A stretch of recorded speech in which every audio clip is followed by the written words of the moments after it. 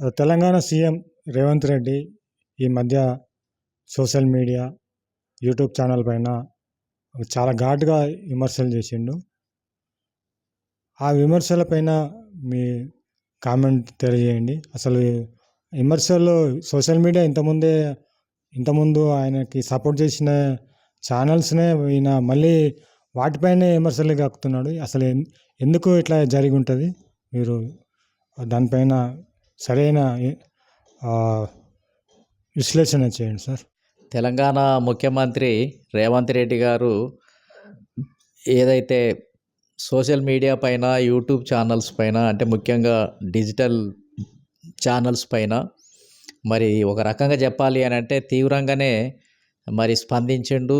అసలు కొత్తగా వచ్చే ట్రెండును, కొత్తగా వచ్చే మీడియా, సోషల్ మీడియా ఇవన్నిటిపైన అసలు ఏమాత్రం కూడా అసలు ఆలోచించకుండా తీవ్రంగా దాని మీద మరి బాగా అటాక్ చేసినట్టుగా నాకు అర్థమైంది. ఎందుకంటే లోతుల్లోకి వెళ్ళి చూస్తే నిజానికి మరి దేశవ్యాప్తంగా, ప్రపంచవ్యాప్తంగా ఎన్నో మార్పులు వస్తున్నాయి. మార్పులలో భాగంగా సోషల్ మీడియా అనేది రావటం జరిగింది.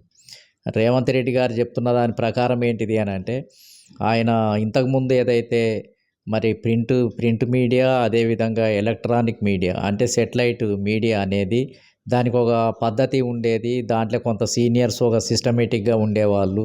వాళ్ళు జర్నలిజం నేర్చుకొని వచ్చి ఒక పద్ధతుల్లో ఉండే పరిస్థితి ఉండేది. అలాంటిది అంతా కూడా ఏదో అంతరించిపోయి ఇప్పుడంతా సోషల్ మీడియా, డిజిటల్ మీడియా వచ్చినాక వ్యవస్థ అంతా భ్రష్టు పట్టిపోయింది.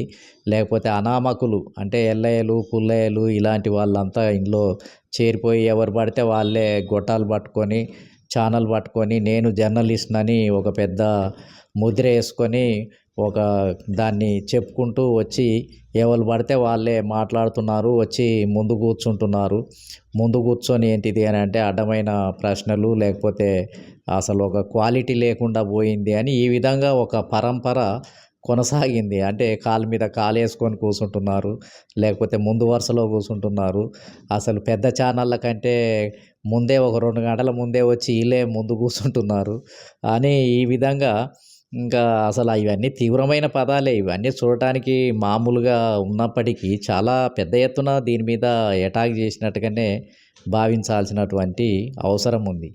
అసలు నిజానికి చెప్పాలి అని అంటే పెద్ద మీడియా ద్వారా ఎక్కువ కొన్ని సందర్భాల్లో రేవంత్ రెడ్డి గారు కూడా అంటే పెద్ద మీడియా ఎటువంటిది అనేది ఆయనకు కూడా రుచి చూపించింది. కొన్ని సందర్భాల్లో ఆయనే ఈ పెద్ద మీడియా వాళ్ళు ఎట్లా అనుసరిస్తారు, ఒకసారి ఒక టీవీ ఛానల్ని అయితే మరి గొట్టం పట్టుకొని వస్తే పండబెట్టి తొక్కుతాను, ఈ అడ్డమైనోడు ఎవడు పడితే వాడే వచ్చి స్పందించమని గొట్టాలు ముందు పెడుతున్నారు అని అంటే ఆయనే ఒక రకంగా దానికి అసలు ఏది పెద్ద మీడియా ఏ విధంగా ఉంది, ఏ విధంగా సర్క్యులేషన్ ఎక్కువగా ఉన్నటువంటిది, సీనియారిటీ ఎక్కువగా ఉన్నటువంటి సెటిలైట్ ఛానల్స్ ఏ విధంగా ఉంటాయి అనే దానికి సమాధానం రేవంత్ రెడ్డి గారే చెప్పిన దాఖలాలు కూడా ఉన్నాయి. మరి అటువంటి వ్యక్తి, ఆయనకు తెలుసు ఇవన్నీ కూడా గతంలో మరి ఈ మీడియా ఏ పాత్రను ఎంతవరకు పోషించింది అనేది తెలుసు. మళ్ళీ పాతదంతా కరెక్ట్గానే ఉంది, వాళ్ళ కొన్ని విలువలు ఉన్నాయి, కొంత సిస్టమ్ ఉండేది.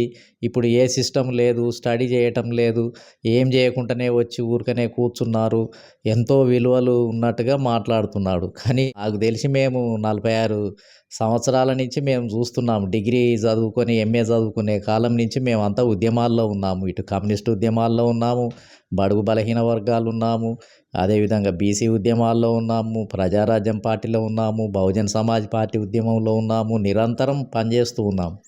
కానీ మేము ఈ పెద్ద మీడియాతోటి ఎలాంటి కష్టాలను ఎదుర్కొన్నాము, ఎలాంటి బాధలను ఎదుర్కొన్నాము, అసలు మేము చెప్తే ఇంతకుముందు ఉన్నటువంటి పెద్ద మీడియా ఏ విధంగా స్పందించేది, ఎంత ప్రాముఖ్యత ఉండేది, మామూలు ప్రజలకు ఏం విలువ ఇచ్చింది, అసలు బడుగు బలహీన వర్గాల ఆ సమస్యల గురించి అసలు మీడియాలో సముచిత స్థానమే ఉండనటువంటి పరిస్థితి.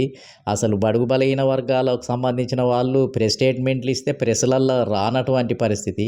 ఎప్పుడో ఒకసారి ఒక ముక్క వస్తే ఆ ముక్కను తీసుకొని పోయి మేము 100 మందికి చూపించుకునేది. ఇగో ఈనాడులో ఇగో ఇయాల నాది స్టేట్మెంట్ వచ్చింది, ఉదయంలో వచ్చింది, ఆంధ్రజ్యోతిలో వచ్చింది అని పెద్ద గర్వంగా చెప్పుకునే వాళ్ళం అన్నమాట. అంటే మాకు ఎప్పుడో ఒకసారి గింతంత ఆడ ఏ మూలకో గింతంత ముక్క రాస్తే ఇక మా పేరు వస్తే దాన్ని మహాద్భుతంగా చెప్పుకునే వాళ్ళం. ఎస్ఎఫ్ఐలో ఉన్నప్పటి నుంచి మొదలు పెడితే ఈవెన్ బహుజన సమాజ్ పార్టీ ఉద్యమాలు జరుగుతున్నప్పుడు మేమంతా ఇంకా పత్రికల ఆఫీసుల దగ్గరికి వెళ్ళి వాళ్ళను బతిలాడేవాళ్ళం మేము. స్టేట్మెంట్లు వచ్చే విధంగా మేము అడిగేవాళ్ళం. ఈ పత్రికలు అదేవిధంగా ఈ అన్నీ కూడా ఏ రకంగా ఎవరి కొమ్ము కాసినాయి, ఎవరి పక్షాన ఉన్నాయి అనే విషయాన్ని కనుక అర్థం చేసుకున్నట్లయితే చాలా స్పష్టంగా తెలిసిపోతుంది.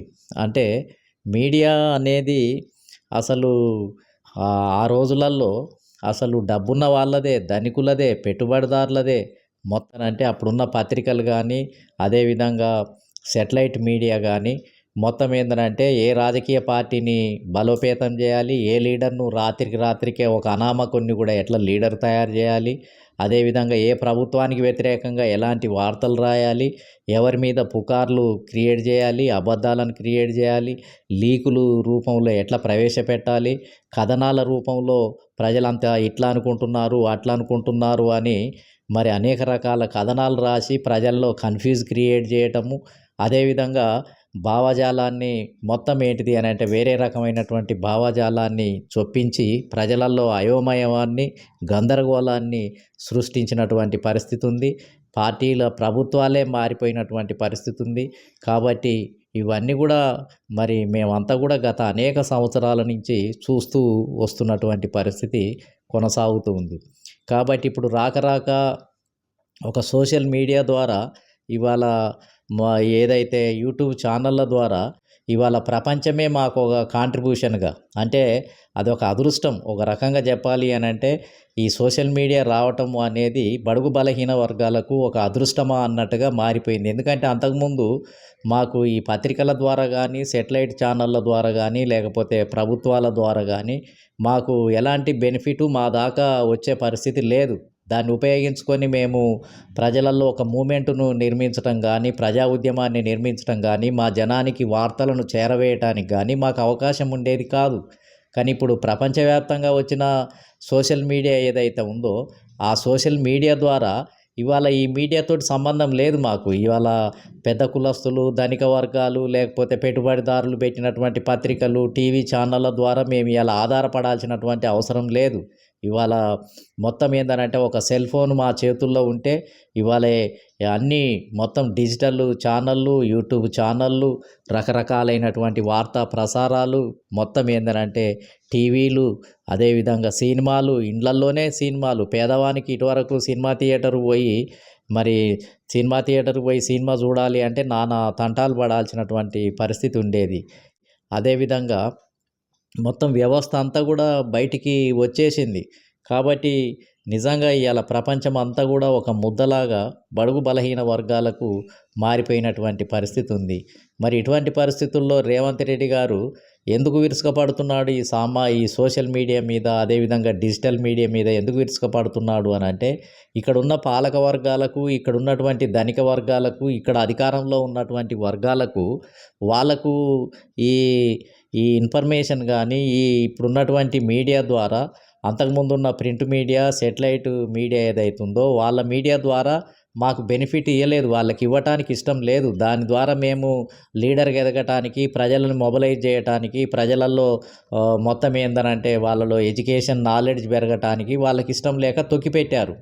ఇలా ప్రపంచం అంతా ఓపెన్ చేసేసి అందరి చేతుల్లోకి వచ్చి వాళ్ళతో సంబంధం లేదు. ఇవాళ ఈ ధనిక వర్గాలు పెట్టిన మీడియా, ధనిక వర్గాలు పెట్టిన సెటిలైట్ ఛానళ్ళతో సంబంధం లేకుండా ప్రపంచవ్యాప్తంగా వస్తున్న మార్పుల ద్వారా డైరెక్ట్గా బీసీలకు, ఎస్సీలకు, ఎస్టీల చేతుల్లో ఉన్న ఫోన్లలోకి వెళ్ళిపోవటంతో ఇంకా వాళ్ళు గతి ఏమి చేయలేని నిస్సహాయ స్థితిలోకి వెళ్ళిపోయి ఇంకా చేతులెత్తేసి ఇప్పుడు మాలాంటి మా బడుగు బలహీన వర్గాలలో పేద కుటుంబాల్లో నుంచి కూడా ఒక ఫోన్ పట్టుకొని ఆ ఫోన్ ద్వారా కొన్ని వాస్తవాలు తెలుసుకొని ఆ తర్వాత తన యొక్క అభిప్రాయాల్ని రికార్డ్ చేసి ఆ ఫోన్ ద్వారా ఇంటర్నెట్లోకి అప్లోడ్ చేసి లేకపోతే వాట్సాప్ ద్వారా లేకపోతే మెసేజ్ల ద్వారా లేకపోతే అనేక మార్గాల ద్వారా మొత్తం ఏంటంటే డిజిటల్ ఛానళ్ళ ద్వారా చిన్న చిన్న యూట్యూబ్ ఛానళ్ళు ఓపెన్ చేసుకొని ఒక్కొక్కరు మరి ఆ విధంగా తన యొక్క స్వేచ్ఛను తమకు జరుగుతున్న అన్యాయాన్ని ఏది మిత్రులు ఎవరు శత్రువులు ఏ పార్టీ ఏ విధంగా మన వర్గాలకు వ్యతిరేకంగా పనిచేస్తుంది ఏ విధానాలు ఏంటిది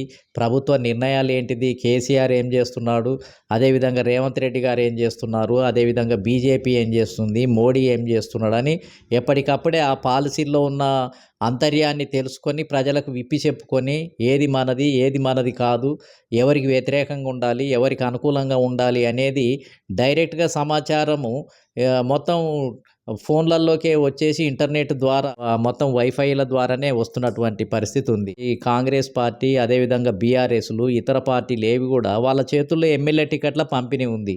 కానీ మాకు ఇవ్వటం లేదు. వాళ్ళ దగ్గర ఉన్నాయి ఏవి మాకు ఇవ్వటం లేదు. ఉద్యోగాలు ఉన్నాయి. ఇలా రాష్ట్ర ప్రభుత్వం యొక్క ఉద్యోగాలు 2.5-3% ఉద్యోగస్తులు ఉంటారు. ఆ ఉద్యోగస్తులలో మా వాటా 5-6% కూడా లేదు. మిగిలిన శాతం అంతా కూడా వేరే అగ్రకులాలే మొత్తం అనుభవిస్తూ ఉన్నాయి. జీతాలన్నీ వాళ్ళే తీసుకుంటున్నారు. రాష్ట్రానికి వచ్చే బడ్జెట్ 80% జీతాలకే ఖర్చు అవుతుంది. అంటే ఉద్యోగస్తులంతా వాళ్ళే కాబట్టి జీతాలు ఎవరికి పోతున్నాయి, సంపద ఎవరికి పోతుంది అంటే అగ్రకులాల ఉద్యోగస్తులకే వెళుతూ ఉంది. మాకు అందులో వాటనే లేదు, ఉద్యోగస్తులే లేనప్పుడు ఇంకా మాకు అందులో రాష్ట్ర ఖజానా నుంచి మాకు వచ్చేది ఏముంది అంటే మాకు ఏమి లేదు. అంటే ఇటు రాష్ట్ర ఖజానా నుంచి మా బడుగు బలహీన వర్గాలకు లేదు, ఎమ్మెల్యే సీట్లు లేవు, ఎంపీ సీట్లు లేవు, ముఖ్యమంత్రి పదవి లేదు, మంత్రి పదవులు లేవు. మొత్తం ఏంటిది అని అంటే మొత్తం వాళ్ళ చేతుల్లోనే ఉంది. అంటే ప్రపంచవ్యాప్తంగా వచ్చే మార్పుల వల్లనే మాకు లాభం ఉంది కానీ ఈ దేశంలో ఇక్కడ ఉన్నటువంటి ధనిక వర్గాలు ఇక్కడ ఉన్నటువంటి రాజకీయ పార్టీలు మార్పులు చేసి తీర్మానాలు చేసి మాకు ఇప్పటివరకు ఇచ్చింది ఏమీ లేదు. అంతా అబద్ధాలు చెప్పేసి ఇక ఇస్తున్నాము, రేపు ఇస్తున్నాము, ఎల్లుండి ఇస్తున్నాము అని వాళ్ళు చెప్పి మళ్ళీ వాళ్ళే కోర్టుకు పోతారు. వాళ్ళ ఆఫీసర్ల ద్వారా దాన్ని అమలు కాకుండా చేస్తారు. వాళ్ళే అడ్డుపడతారు, వాళ్ళే తీర్మానాలు చేస్తారు, వాళ్ళే మేనిఫెస్టోలో పెడతారు. మళ్ళీ వాళ్ళే అడ్డు తగిలి మేము చేయాలనుకుంటున్నాం కానీ ఇది చేయడానికి వీలు లేదని వాళ్ళే ఆటంకాలు సృష్టిస్తారు. కోర్టుల ద్వారా వస్తారు, ఆఫీసర్ల ద్వారా వస్తారు. అన్ని అడ్డంకులే. ఈ దేశంలో ఉన్న ధనిక వర్గాలు అదేవిధంగా అగ్రకులాలు ఇప్పటి వరకు మాకు ఏది పంచిచ్చింది లేదు. అది ప్రపంచవ్యాప్తంగా వచ్చిన రివల్యూషన్స్ ద్వారా మార్పుల ద్వారా గ్లోబలైజేషన్ ద్వారా ఇవాళ సోషల్ మీడియా మా చేతుల్లోకి వచ్చి ఇవాళ సినిమాలు మాకు అందుబాటులోకి వచ్చి ఇంటి దగ్గరనే కూర్చొని కుటుంబాలన్నీ సినిమాలు చూడటము లేకపోతే వార్తలు తెలుసుకోవటము ప్రపంచాన్ని అబ్జర్వ్ చేయటము ప్రపంచమంతా మా కళ్ళ ముందలనే తిరగటానికి గల కారణం ప్రపంచవ్యాప్తంగా వచ్చినటువంటి మార్పులు తప్ప ఇక్కడున్నవాడు ఎవడు మాకు వెసులుబాటు ఇచ్చి ఇక్కడున్న ఏ పార్టీ ఏ ప్రభుత్వం ఏ ధనికులు ఏ అగ్రకులాలు మాకు ఓపెన్ చేసి మమ్మలను స్వేచ్ఛాజీవులుగా చేసినటువంటి పరిస్థితి లేదు. కాబట్టి ఇప్పుడు ఇవన్నీ రావటంతో ఇంకా ఇవన్నీ వస్తే వీళ్ళందరినీ వేరే రకంగా చిత్రీకరించటం